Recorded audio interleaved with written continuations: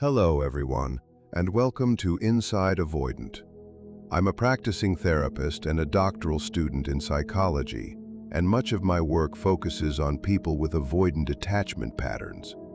A large number of the clients I work with have either dismissive or fearful avoidant tendencies, and over time, I've learned a great deal about the way avoidance can show up in people's lives. Of course, every person is different, and there are important differences between individuals. But one thing that has stood out to me again and again is how many similarities exist beneath those differences. When I work with someone, I'm not only looking at the person they were when they first came into therapy.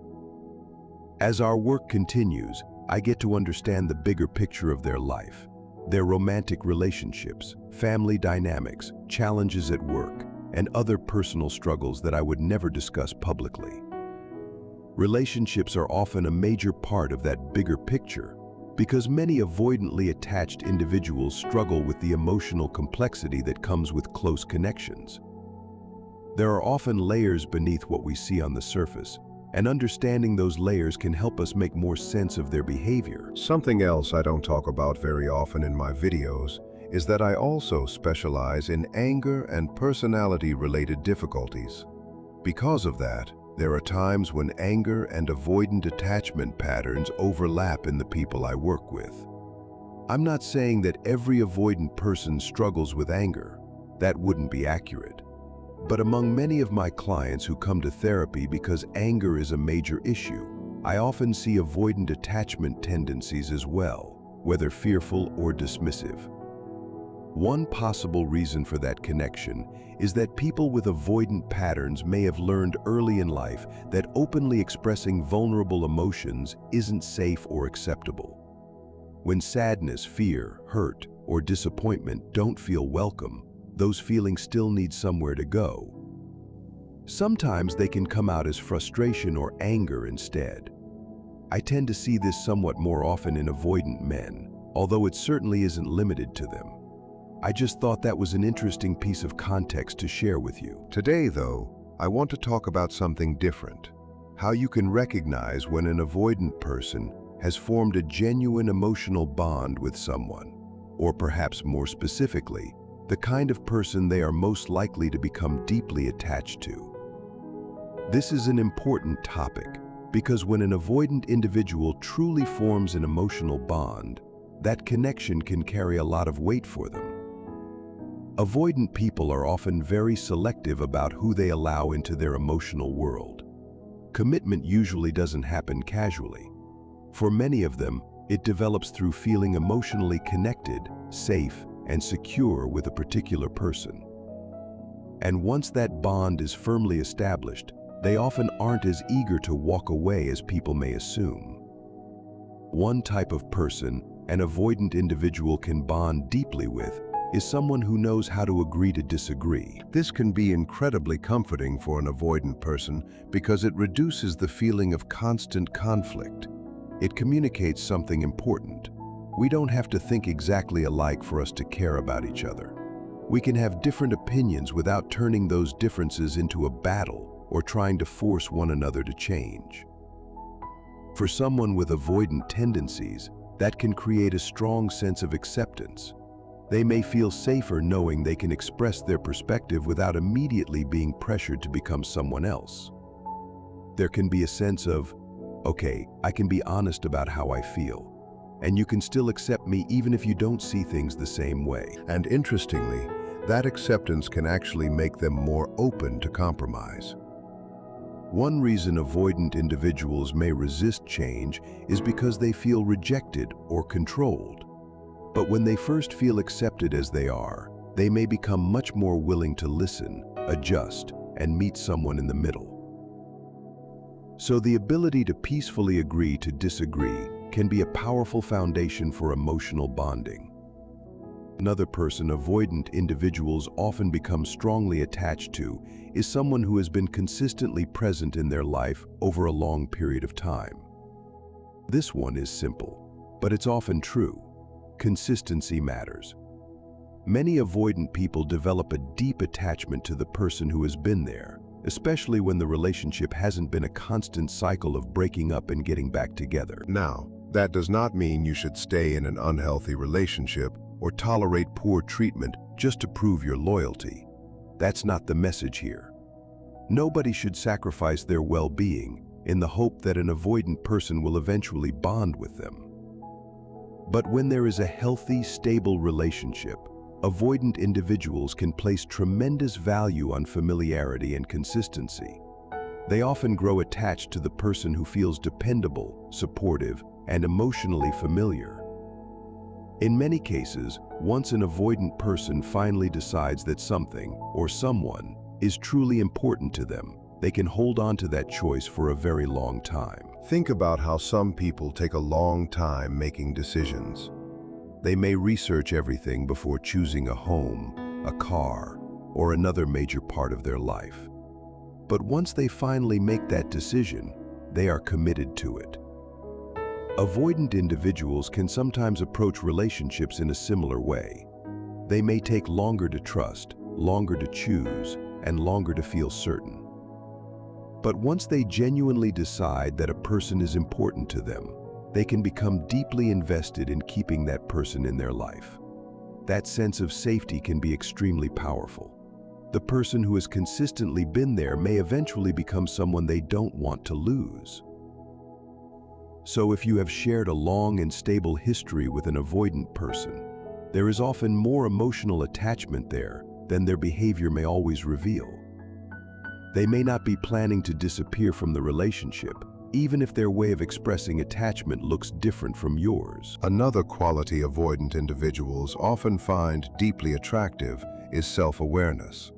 They tend to appreciate someone who can look honestly at their own behavior and recognize how it may affect the relationship. This doesn't mean blaming yourself for everything or taking responsibility for another person's emotions. It means being able to say, I can see where I may have contributed to this, and I'm willing to work on it. For example, maybe you realize that you frequently text them while they're working, and you understand that this can feel distracting or overwhelming to them. Being able to recognize that pattern and say, I see this and I want to improve it, can mean a lot to an avoidant person. What makes this so meaningful is that you're not placing all the responsibility for change on them. You're showing that you also care about the health of the relationship and are willing to reflect on your own actions. Avoidant individuals can find that level of self-awareness extremely attractive, sometimes even magnetic. Honestly, this is one of the qualities that can create a very deep bond. Many avoidant people genuinely appreciate someone who is emotionally mature enough to look inward, rather than expecting the other person to fix everything. And closely connected to self-awareness is the ability to apologize. Healthy relationships require mutual accountability, and ideally, both people should be able to apologize when they have caused hurt. But for an avoidant individual, receiving a sincere apology can make it easier for them to lower their own defenses. When they see someone taking responsibility without being forced or shamed into it, they may feel safer doing the same. A genuine apology can create emotional safety. It shows them that mistakes don't automatically mean the relationship is over, and that conflict can be repaired rather than avoided. And when they experience that kind of mutual responsibility, they may become much more comfortable opening up and taking accountability themselves. And just to be clear, I'm not saying that you always need to be the first person to apologize. Absolutely not. A healthy relationship requires accountability from both people. What matters is that both of you are willing to model this kind of behavior and take responsibility when you've done something wrong. Avoidant individuals often respond very positively to this because sincere apologies can make emotional vulnerability feel safer. When you acknowledge their feelings or recognize that something you did affected them, it can help them believe that their needs matter too. For example, you might say, I'm sorry I was texting you so much. I realize I was feeling anxious, but I can see how that may have been overwhelming for you. I shouldn't have handled it that way, and it's something I'm working on. I hope you can forgive me. A response like that can have a bigger impact than you might realize. First, it can encourage an avoidant person to apologize when they make mistakes as well. But beyond that, it can help them feel like the relationship belongs to them too, that their thoughts, feelings, and needs have a place within it. Avoidant individuals can sometimes hold back in relationships. That doesn't automatically mean they're being unfaithful or that they don't care. Often, they simply protect themselves by giving less emotionally because they aren't fully convinced that their needs will be understood or met.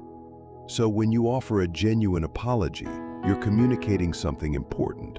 Your needs matter to me too. I know I have my own feelings, but I also want to consider yours.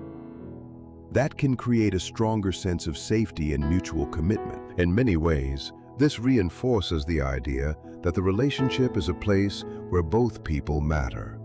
It can make the avoidant person feel less afraid of being emotionally invested because they see evidence that their partner is willing to listen and take responsibility. That sense of security can be incredibly important when it comes to commitment, love, and emotional bonding. Of course, there are no guarantees that someone will never leave a relationship, but creating this kind of environment can encourage deeper connection and growth from both people. Avoidant individuals often admire people who can take accountability without losing themselves. They may find that quality deeply attractive, and it can inspire them to practice the same kind of emotional maturity in return. Another quality that can help an avoidant person feel emotionally connected is having a less reactive response when things don't go the way you hoped. Let's imagine an example. Suppose you're someone with a more anxious attachment style, and seeing your partner frequently is extremely important to you. Maybe you would ideally like to spend time together every other day. That level of closeness feels reassuring and necessary for you, and there's nothing wrong with wanting that. But imagine your partner is more avoidant. Maybe he feels that seeing each other once a week is all he can realistically manage right now. He has a demanding job, other responsibilities, perhaps a project or side business, and he feels overwhelmed by the expectation of spending more time together. Neither person is necessarily wrong for having different needs. The problem is that those needs may not currently fit together very easily. Maybe the two of you have argued about it repeatedly, and eventually the avoidant partner reaches a breaking point. He says something like, "I can't commit to seeing each other every other day right now. I need time for myself, and I have a lot going on. It isn't because I don't care about you. I just can't give you what you're asking for at this moment. I know it's important to you, and I think about it, but once a week is honestly what I can offer right now. If that doesn't work for you, I understand if you decide to leave." That kind of response is common when avoidant people feel pressured. They may become very direct, shut down emotionally, or present their limits in a way that sounds colder than they actually intend. Now imagine the other person reacts by immediately attacking them. "You don't care about me. This isn't fair. Something is wrong with you. You're emotionally detached. You need therapy. Do you have any idea how unloved you're making me feel?" That kind of intense reaction may make the avoidant person feel even more emotionally unsafe. Instead of feeling closer, they may feel trapped, criticized, and backed into a corner. As a result, they could become even less willing to open up or form a deeper emotional bond. But imagine a different response. The partner might say, "Okay, I'm disappointed because this isn't what I was hoping for, and I do wish we could spend more time together. But I appreciate you being honest with me. I still care about you, and I still want this relationship to work. Hearing you explain what's going on helps me understand why you're not able to give me the amount of time I want right now." They might continue by saying, "I'm willing to try once a week for now, but maybe we can talk about this again later. When things become less stressful at work, or when our relationship feels more settled, we can revisit what works for both of us." That doesn't mean ignoring your own needs or agreeing to something that makes you unhappy forever. It simply means responding without immediately escalating the situation. For an avoidant person, a calmer response can make a huge difference. Their defenses may begin to lower because they no longer feel like they have to fight for their independence or protect themselves from emotional pressure. Instead, they may think, okay, this person is trying to understand me. Maybe I don't have to keep my guard up. And once they feel accepted rather than attacked, they may actually become more willing to give. They might start looking for ways to meet their partner's needs over time because they remember how understood and respected they felt in that difficult moment. That's why a less reactive response can sometimes strengthen emotional bonding. It creates space for both people to have different needs without immediately turning those differences into a threat to the relationship. Another important quality is simply preferring peace over constant emotional volatility. Avoidant individuals tend to value this very strongly. Many people already understand that avoidant personalities are often uncomfortable with relationships that feel chaotic, unpredictable, or full of repeated emotional explosions. Someone who wants to maintain peace and address problems calmly can feel much safer to them. This doesn't mean you should never bring up an issue, stay silent when something hurts you, or walk on eggshells to keep the other person comfortable. A healthy relationship still requires honesty and difficult conversations. What it does mean is recognizing when both people are becoming too emotionally overwhelmed to communicate effectively. Sometimes the healthiest thing you can say is, "We're both getting upset right now. Let's take a moment and come back to this when we can talk without hurting each other. I don't want us to turn this into a fight." That kind of approach can help an avoidant individual feel that conflict doesn't always have to mean chaos, rejection, or emotional danger. And when they begin to trust that problems can be discussed peacefully, they may feel much safer allowing themselves to become emotionally attached. Sometimes, the healthiest thing you can do is remind each other that the relationship itself is bigger than the disagreement you're having in that moment. You might say, "Overall, we're doing okay. This issue doesn't have to be solved right now. Let's put it aside for a while, do something enjoyable together, grab some food, and come back to it later." You can still acknowledge what the other person shared and show that you're listening. You might say, "Thank you for telling me how you feel. I understand that this matters, but I don't think we have to resolve everything today, especially when we're both emotionally overwhelmed. Let's talk about it another time when we're in a better place to have this conversation." That kind of approach can feel incredibly safe for an avoidant individual. It doesn't mean you ignore the problem forever or pretend it doesn't exist. You can discuss it and work through it. But when the conversation reaches a point where neither person is communicating well anymore, taking a step back can be much healthier than continuing to push. Take some time to reconnect. Do something enjoyable together. Remind yourselves that one disagreement doesn't define the entire relationship. Then, when you're both calmer, you can look at the issue again with a clearer perspective. Avoidant individuals often appreciate this deeply because it shows them that conflict doesn't have to become overwhelming or destructive.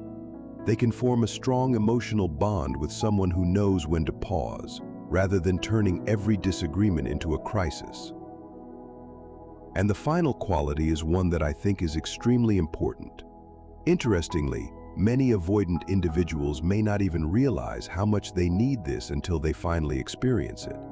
Once they do, they often value it tremendously.